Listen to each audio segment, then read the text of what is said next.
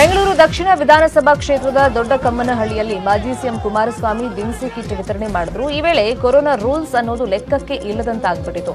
JDS ಮುಖಂಡ R Prabhakar Reddy ಹಮ್ಮಿಕೊಂಡಿದ್ದಂತ ದಿನಸಿ kit ವಿತರಣೆ ಕಾರ್ಯಕ್ರಮದಲ್ಲಿ ಜನರ ದಂಡೇ ನೆರೆದಿತ್ತು.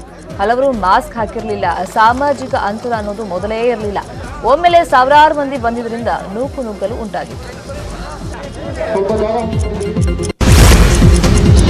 ಇವತ್ತು ಅಥವಾ ನಾಳೆ ಕೇಂದ್ರ ಸಚಿವ ಸಂಪುಟ ಪುನರ್ರಚನೆಯಾಗುವುದು ಖಚಿತ. ಕೇಂದ್ರ ಸಂಪುಟ ಪುನರ್ರಚನೆಯಲ್ಲಿ ಶಿವಮೊಗ್ಗ ಸಂಸದರಾಗಿರುವಂತಹ ಸಿಎಂ ಪುತ್ರ ಬಿವೈ ರಾಘವೇಂದ್ರ ಅವರಿಗೆ ಕೇಂದ್ರ ಸಚಿವರಾಗುವಂತ ಚಾನ್ಸಸ್ ಇದೆ. ಇನ್ನು ಸಿಎಂ ಸ್ಥಾನದಿಂದ ಬಿಎಸ್ವೈ ಕೆಳಗಿಳಿಯೋದಾದ್ರೆ ರಾಘವೇಂದ್ರಗೆ ಸ್ಥಾನ ಸಿಗುವಂತ ಚಾನ್ಸಸ್ ಇದೆ.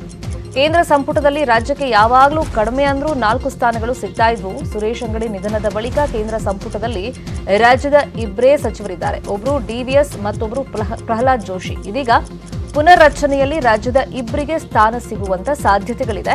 ಲಿಂಗಾಯತ ಕೋಟಾದಲ್ಲಿ ರಾಘವೇಂದ್ರ ಜೊತೆ ಹಾವೇರಿ ಸಂಸದ ಶಿವಕುಮಾರ್ ಉದಾಸಿ ಕೂಡ ರೇಸ್ನಲ್ಲಿ ಇದ್ದಾರೆ. ಮತ್ತೊಂದು ಸ್ಥಾನ ಎಸ್ಸಿ ಅಥವಾ ಒಬಿಸಿ ಸಮುದಾಯಕ್ಕೆ ನೀಡುವ ಬಗ್ಗೆ ಚಿಂತನೆ ಇದೆಯಂತೆ.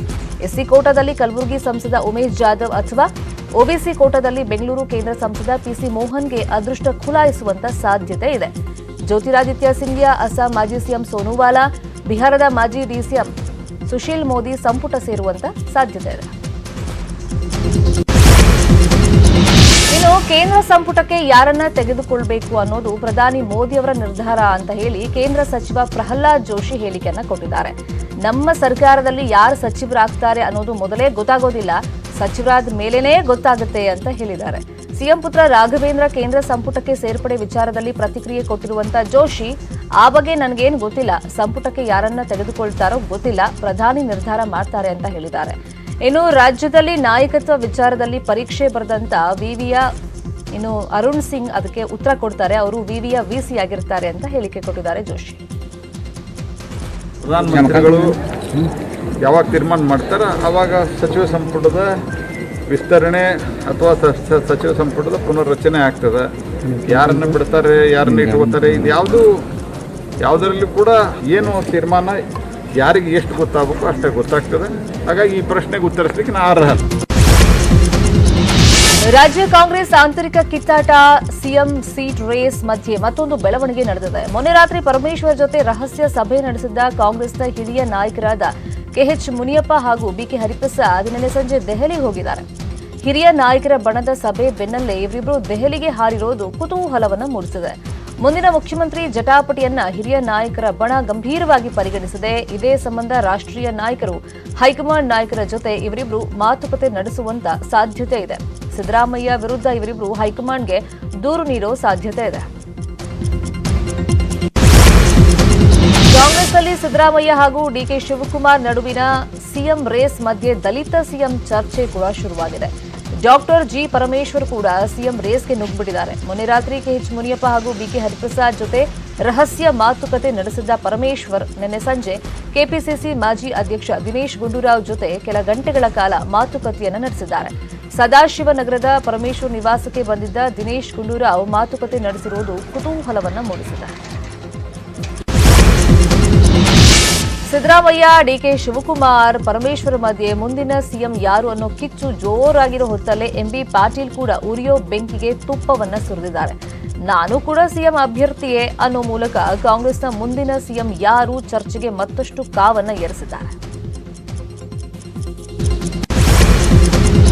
ಕೊರೋನಾ ಸೋಂಕಿಗೆ ತುತ್ತಾಗಿದ್ದ 225 ಮಂದಿ ಅನಾಥರು ಕೂಡ ಕೊರೋನಾ ಹೆಮ್ಮಾರಿಯನ್ನ ಗೆದ್ದಿದ್ದಾರೆ. ಸಿಲೋನ್ ಆಶ್ರಮ ಈಗ ಕೊರೋನಾ ಮುಕ್ತವಾಗಿದೆ. ದಕ್ಷಿಣ ಕನ್ನಡ ಜಿಲ್ಲೆಯ ಬೆಳ್ತಂಗಡಿ ತಾಲೂಕಿನ ನೆರಿಯಾದಲ್ಲಿರುವಂತಹ ಸಿಲೋನ್ ಆಶ್ರಮದ ಎಲ್ಲ 225 ಮಂದಿ ಅನಾಥರು ಸೋಂಕಿಗೆ ತುತ್ತಾಗಿದ್ರು. ಬಳಿಕ ಸೋಂಕಿತರನ್ನ ಧರ್ಮಸ್ಥಳದ ವಸತಿ ಗೃಹಕ್ಕೆ ಕರೆತಂದು ಕ್ವಾರಂಟೈನ್ ಮಾಡಿ ಚಿಕಿತ್ಸೆಯನ್ನ ನೀಡಲಾಗಿತ್ತು. ಚಿಕಿತ್ಸೆ ಬಳಿಕ ಇದೀಗ ಎಲ್ಲರೂ ಕೊರೋನಾದಿಂದ ಮುಕ್ತರಾಗಿದ್ದಾರೆ.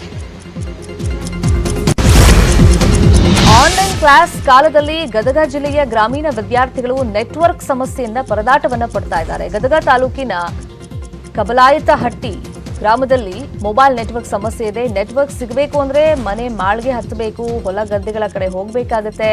ಆನ್ಲೈನ್ ಕ್ಲಾಸ್ ಅಟೆಂಡ್ ಮಾಡಬೇಕು ಅಂದ್ರೆ ಸುರಿಯುವ ಮಳೆ, ಬೀಸೋ ಗಾಳಿ, ಚಳಿ ಮಧ್ಯೆಯೇ ಮನೆಯ ಮೇಲ್ಛಾವಣಿಯನ್ನು ಹತ್ತಬೇಕಾಗತ್ತೆ. ಹೊಲಗಳ ಕಡೆ ಹೋಗಿ ಆನ್ಲೈನ್ನಲ್ಲಿ ಪಾಠ ಕೇಳಬೇಕು. ಕಾಲೇಜ್, ಹೈಸ್ಕೂಲ್ ವಿದ್ಯಾರ್ಥಿಗಳು ಚಳಿ, ಮಳೆ, ಗಾಳಿಯಿಂದ ಸಂಕಷ್ಟಕ್ಕೆ ಈಡಾಗಿದ್ದಾರೆ. ಲಾಕ್ಡೌನ್ನಲ್ಲಿ ನಮಗೆ ಆನ್ಲೈನ್ ಕ್ಲಾಸಸ್ ಅಂತ ತಗೋತಿದ್ದಾರೆ, ಆದರೆ ಊರಲ್ಲಿ ಮಾತಾಡೋದಕ್ಕೂ ನೆಟ್ವರ್ಕ್ ಇಲ್ಲ. ಸೊ ತುಂಬಾ ಸಮಸ್ಯೆ ಆಗಿದೆ. ಆನ್ಲೈನ್ ಕ್ಲಾಸಸ್ ಎಷ್ಟೋ ಮಿಸ್ ಆಗಿದೆ. ಸರ್ಸು ಅಟೆಂಡೆನ್ಸ್ ಕಂಪಲ್ಸರಿ ಅಂತ ಹೇಳ್ತಿದ್ದಾರೆ. ಅದು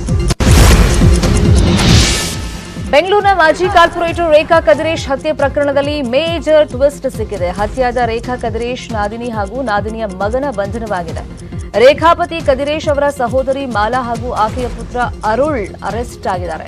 ಇಬ್ಬರನ್ನು ಕಾಟನ್ಪೇಟೆ ಪೊಲೀಸರು ಬಂಧಿಸಿದ್ದಾರೆ. ಕಳೆದ 3 ದಿನಗಳಿಂದ ಮಾಲಾ ಹಾಗೂ ಅರುಳ್ನನ್ನ ಪೊಲೀಸರು ವಿಚಾರಣೆ ನಡೆಸಿದ್ರು. ಇದೀಗ ರೇಖಾ ಹತ್ಯೆಯಲ್ಲಿ ಮಾಲಾ ಹಾಗೂ ಅರುಳ್ ಪಾತ್ರದ ಬಗ್ಗೆ ಪೊಲೀಸರಿಗೆ ಸಾಕ್ಷ್ಯ ಸಿಕ್ಕಿರೋದ್ರಿಂದ ಇಬ್ಬರನ್ನು ಬಂಧಿಸಿದ್ದಾರೆ. ಈ ಮೂಲಕ ರೇಖಾ ಕದಿರೇಶ್ ಹತ್ಯೆ ಪ್ರಕರಣದಲ್ಲಿ ಬಂಧಿತರ ಸಂಖ್ಯೆ 7ಕ್ಕೆ ಏರಿಕೆಯಾಗಿದೆ.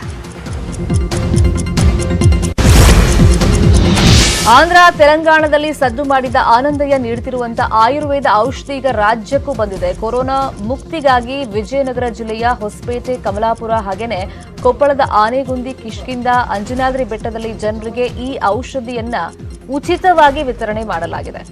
ಹಂಪಿಯ ಗೋವಿಂದಾನಂದ ಸ್ವಾಮಿ ಅವರು ಔಷಧಿಯನ್ನ ವಿತರಣೆ ಮಾಡಿದ್ದಾರೆ. 100 ಜನರು ಬಂದು ಔಷಧಿಯನ್ನ ಪಡ್ಕೊಂಡು ಹೋಗಿದ್ದಾರೆ.